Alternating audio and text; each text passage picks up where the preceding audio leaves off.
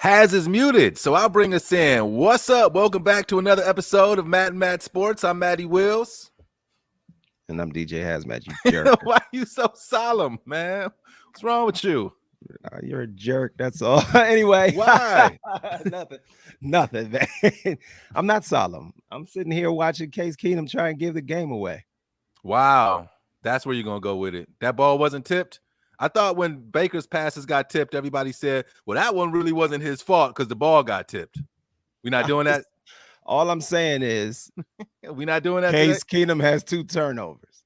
Yeah, that's fine. Browns have 14. If you look at the stats, it's going to say fumble and interception. Yeah. Browns are winning. Let's set where we are. Browns are up. Final game of the season against the Cincinnati Bengals, 14-7. Had a chance to add at least 3 points there at the end of the first half, but as Haz has alluded to, Case Keenum's second turnover on the day proved that we wouldn't score any more points. But defense doing what they're supposed to do. I mean, I'm going to just be honest, Haz. This game means absolutely nothing.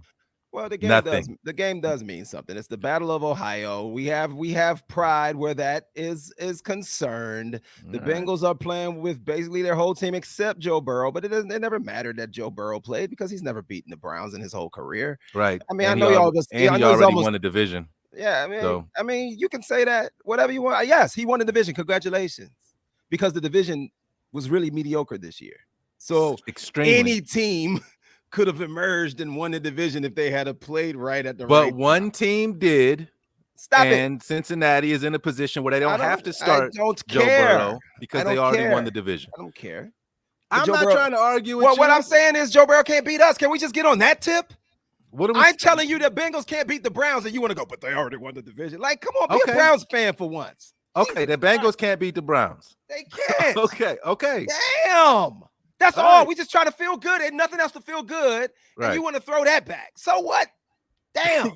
Yeah, because the game is a meaningless. Listen, this is where I'm at. You can rant and rave and be mad all you want to. I don't care. I'm mad. I'm just frustrated with this year and this conversation. It's just, Well, the conversation is the conversation, Has. I mean, this is where we are in the season. So we can gloss. Has been redundant. We can gloss over the things that we want to highlight if we just want to be, Humpty, go Browns, go team fans. We can do that if you want and just talk about the good things. And we can talk about and everybody else. Or we can talk about what's actually happening with the team and on the field. But the floor is yours, bro. The Browns are up 14-7. You got it. The Browns are up 14-7. And really, the story was more so this week. Here's the question, and you'll probably disagree with this. I'm sure I will. But does the media play a role in the dysfunction I knew the Cleveland you couldn't Browns? wait for this because this is what you've been preaching for years. And I guess if you want to look at it from the perspective of the player, if you want to look at it from the perspective of what do you mean by that?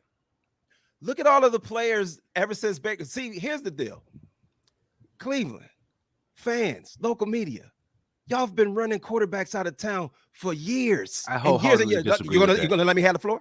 All right. But I wholeheartedly disagree with that, and I'll explain why when you're done. Okay. You've been running quarterbacks and coaches out of town for years. You get on this. We've decided we don't like this guy. Let's campaign to get him out of town on local media. Now, people say that shouldn't affect how the player plays. But I think Baker, because he doesn't bite his tongue, has given you a glimpse into the player's perspective of it. Because, like I've tried to tell you before, these are human beings. They're not just going. And now we live in an age of social media where people can directly say things to these guys. It might not have been like that back in 2008. It might not have been like that a decade ago. But now it's like that where the fans, the ignorant fans that have nothing but ignorance to spew, come to these people's personal pages and talk their crap. And Baker is giving you a glimpse into how it can affect the mentality of the player. And since Baker has said that, because Mary Kay Cabot put out the story that she said, and I saw on your... Did you read it? I did read it. Okay. Well, I read what they put out on. So you didn't read the whole article. Okay. Okay, is there That more to matters. say other than her Yes. saying Everything was the key point was that Baker, she said Baker could ask to be traded. That's what she said, right? Is there something in the article that is like we're taking that out of You let context? me know when you're done, and because I want to run here. I'm Okay, giving all you a right, run here. all right, all right. I'm saying I've always lent credence to the fact that can affect the player, and especially the quarterback. We had a quarterback that was from Cleveland, come here, got the team winning, and the fans preferred the brand name over the guy that was winning, and so they started in on him, and then he started playing bad. But people say it shouldn't have affected him. But I'm just saying, there are about 2 or 3 quarterbacks that used to play here that came out and was like echoed the sentiments of what Baker Mayfield had to say. And you'll say, well, all of those quarterbacks sucked. Well, I'm just going to tell you that if you've had over 30 relationships and they all failed, you got to start looking in the mirror and find out what is it about you. Take some responsibility for why your relationships fail. Now you can go. All right. So the first thing that I want to say is, one, it's not the media's job, local or national or otherwise, to coddle any player. It's not. It's not Mary Kay Cabot's job to go out there and clear every story she writes about Baker Mayfield to make sure that he's cool with what she's about to say. One. Two, working in media, we're not journalists. We can come on social or this show or whatever we want to do and say whatever our opinion is about anything. Mary Kay Cabot, just going to stick by her for 1 second, is a journalist who has to get stories approved by people over her and cannot go to print with anything that she does not have verifiable sources for. So somebody in Baker's camp said the words that Mary Kay wrote in that article.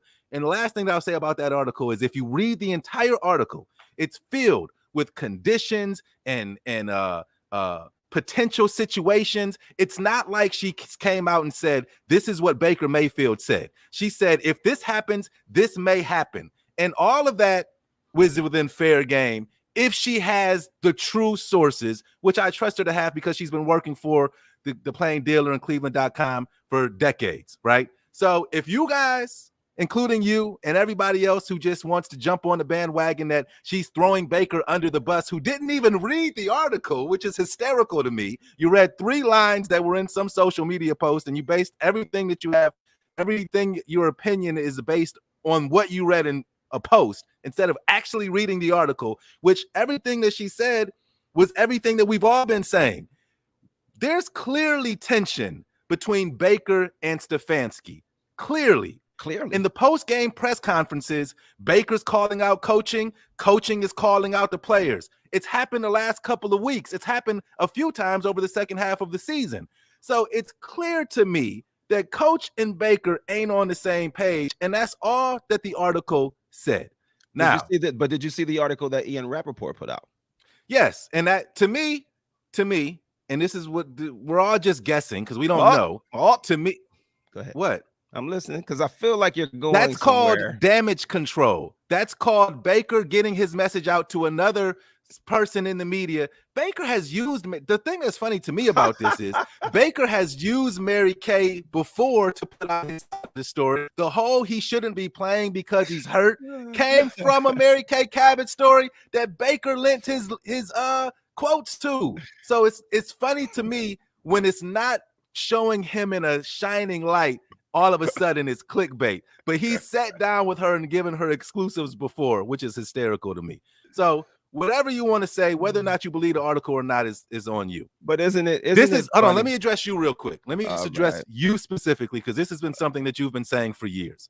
Mm-hmm. Stop telling me and people, stop lying out of your mouth and saying that the media is the reason why these quarterbacks are driven out of Cleveland. The number one reason these quarterbacks are driven out of Cleveland is because they suck. We've had 31 quarterbacks since 1999. No other franchise has gone through that because they find quarterbacks that are good sometimes. Do I want Baker here next year? I'm cool with that. If the opposition or whoever we replace him with is Kirk Cousins or Derek Carr, I don't want none of them. They're on the same tier as Baker Mayfield. If we can't significantly upgrade that position and not with a rookie, I want Baker here. But we're not going to act like there's no tension between coach and quarterback. And we're not going to act like Baker hasn't played himself into this position. Don't blame the media. That's weak. Blame yourself. You're 25th and lower in every statistical category that matters for a quarterback. Blame yourself. That's where I stand. You can go at Mary Kay all you want, man. I'm not going. I think that's. I'm a liar, so I'm just gonna shut up. I'm a liar. I lied to the people and said that the media. Put Charles's comment up here. All of you all. Charles Hardaway says, "What is your take on the fact that other former Browns quarterbacks were co-signing his comment?" Because they all sucked, so they all had bad articles written about them. And I just said you were going to say that. I said you were going to say that. But that's true, though. But you said I was going to say it because it's accurate. So let me ask you this: what's more probable, that 30 people who caught the eyes of scouts and got drafted into the NFL all are terrible, or there's something wrong with the Browns organization? Because we're the common denominator in those 30 quarterbacks. It's a little we're bit the common denominator. I think Tim Couch would have been better if he would have went on a team that was ready to win or had a better base around him. I think multiple quarterbacks you can say that about. They all probably would have looked better. Even Baker. Baker would look better if everything around him was going great, so like on other teams. Yourself then? How? Because you don't think Baker's good, but now you're saying he'd look better if he was with another team. Yes, I think I don't think Baker is that. I think Baker is a middle of the road quarterback. I want to have a good quarterback. I don't think that he's elite or has the capability of being elite. I do think if he went to a team where he didn't have to worry about, if he had great wide receivers, a great offense. I mean, think about this. Baker has a great offensive line, a great defense, and really suspect receivers, and he can't move the ball down the field. When the receivers were producing last year and we were scoring 30 points a game, nobody had any complaints. But when things don't go right for Baker, we scored over 30 against San Diego. We scored over 30 again, in the first couple of weeks. Do you want me to name all the games we didn't score 20 in? Yeah, all after the injury. Bruh, go ahead. Keep beating that injury excuse. I'm not beating the injury excuse. It's not an excuse. It's a fact. He's a football player. There's not one person on the field right now that's played in most of the games that are. Yeah, well, we don't get his injury affected his ability to perform up to the standard that he needed to perform. And said, "Coach, I can't do it." But he didn't. So then the coach should have took over and said, "No, you're hurting our team, so you need to sit down." Yeah, but he didn't do that. He didn't because Baker. Because this is why I don't understand why this gives you. I'm about to tell you why he did that. No, why this gives you the opportunity to drive home the Baker. The game is back on too, by the way. When he's playing with an injury, it's like you guys want to use that as a reason to drive it home. I'm gonna tell you why. Baker plays like this next year when he's healthy. You got a point. I'm gonna tell you why Coach played him. Because Coach is sick of his ass, and Coach doesn't want to have his front office re-up in that dude because he's not that good.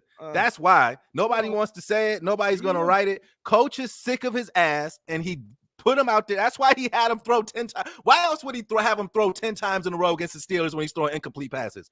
He wants to hang Baker out to dry, and I'm with him. I fully support him because Baker thinks that he's better than he is. That's the story. That's the end of at the end of the day. What do you think the owner thinks? What do you think the owner thinks? And he hasn't proven to be elite. What is it? I think the owner is on the side of the front office and the people that made the decision. We got a long comment here. Dude, the game is back on too, so let's wrap this. All right, but we gotta give Anthony his. Do you think? Don't block him. Okay, I'm sorry, but what other team in the NFL could Mayfield go to? Wow, it's not just him. Detroit. We've all seen college teams. Carolina. Inventive, non-basic plays, batted balls, even. I think those three. Washington. The organization sucks. They don't care about winning. They passed up too many quality QBs. I mean, he's all over the place. Yeah, but it's hard to just say, and this is just my small issue that I have with your internet. What you're saying about it's been ran by so many different people over the years that it's not. If we had one GM, one person, and one coach over the last 20 plus years, I would lean more credence to that. Well, but then stop. I don't know. It's so many people that have made these calls. Tell the fans to stop lining up and picketing for the coaches to get fired. Hey, at the end of the day, the Haslams aren't listening to the fans to make football decisions. Well, the Haslams haven't owned the team for the majority of the time that we've been they're not making decisions based on what the fans say. They're not making decisions based on what Mary Kay Cabot writes on Cleveland.com. Are you positive? Dude, yeah, I'm absolutely positive. Let's wrap, man. We'll be right back as soon as this horrible, meaningless football game is over, and we'll tell you more about Matt Sports for the rest of I wish I could have put Charles Hardaway. We have to come back to him. But anyway, let's keep him because he's the best. He's the best since '99. So let's give him a lifetime deal. The hell out of here. You thought Manziel was the best quarterback we ever had. No, I didn't. You said it. Go to his Facebook page and you'll see that he said for half a season. When things change, stop it. It's always convenient for your argument, man. I'll see you post game. Hell out of here, Charles. I'm just joking, bro. Charles, hang out with us. We'll be back as soon as the game is over. All right, later. I'm gonna get some